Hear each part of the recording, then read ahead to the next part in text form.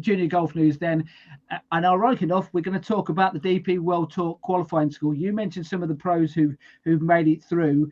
There was one amateur golfer who made it through. In fact, out of the top 59 players, there was only one amateur in that top 59, and he happened to be a junior golfer. He's been mentioned on this podcast previously as well. I think it might be this time last year. He actually played in 3 or 4 events over in UAE.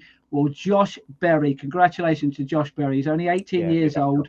And how about this for rounds of golf? I actually played at the golf courses which he played at. Infinitum over in Spain, which is about an hour south of Barcelona. The Lakes course and the Hills course.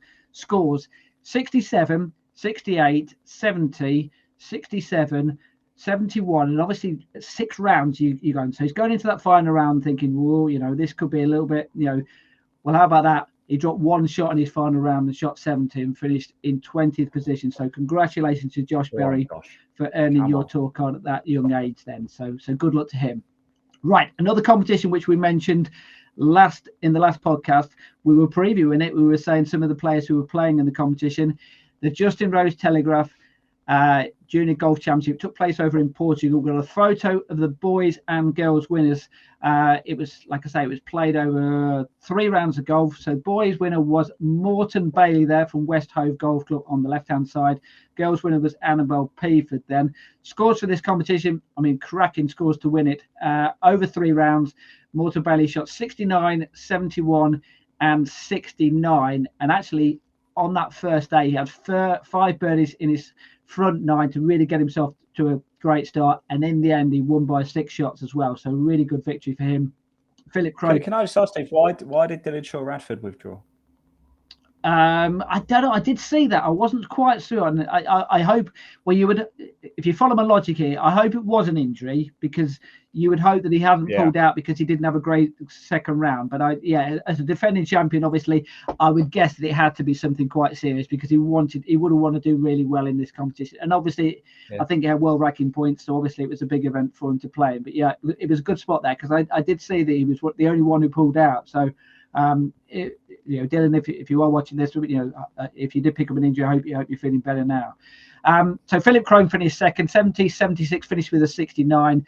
Joint third place was Jake Wallace and Connor Graham. The girls, as we mentioned there, Annabelle Peaford from Walton Heath won 300 par. She finished 70, 70, 73. Now I mentioned about the fact that Morton started really well on his front 9 on the first day. Other way around, actually, Annabelle didn't start off quite so well on the front 9 on the first day. Back 9, though, 5 birdies on the back 9, and then went on to, really took it on from there and went on to win by 5 shots in the end. She won from Freya Russell and Sophia Fulbrook, though. But you have to say hats off to Freya, though.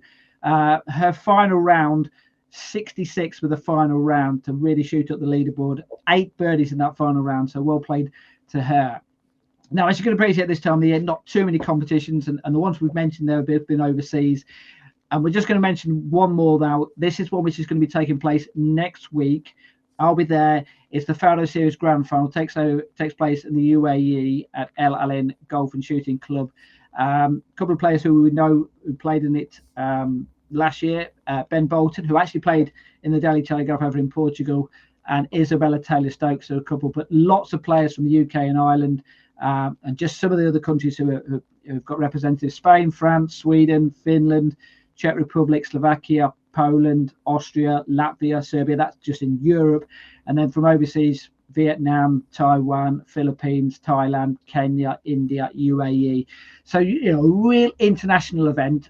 And the reason why I bring up the fact that it's an international event, I'm going to be there, and we're going to be doing the next podcast on international junior golf, because it's one subject we haven't really looked at. So I'd be interested to have a chat with some of those players and find out what they do overseas. Perhaps it's something which we in the UK can learn from, in the sense of, it might well be that, all those top 10 players in the Faro Series event might all come from overseas. Well, why is that the case?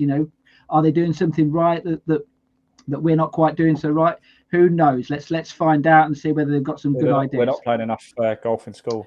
No, yeah, that's why. No, exactly. That might well be exactly the reason. And actually, if you remember as well, when we did the news last week, and we talked about, and actually the last couple of weeks, when we talked about the Solheim Cup, and the Junior Ryder Cup, there was a lot of Europeans who were playing in those teams and not many players from Great Britain and Ireland. So perhaps there is something in that, in the sense of, and also you look at the Ryder Cup teams now, you've got the likes of people coming from Denmark and other countries whereas perhaps 10, 15, 20 years ago didn't have players from those type of countries playing in the Ryder Cup. So, it's a developing thing, and they must be doing something right at professional level. Let's find out what they're doing at junior level and see whether we can learn from that. So that's going to be fascinating to talk about that.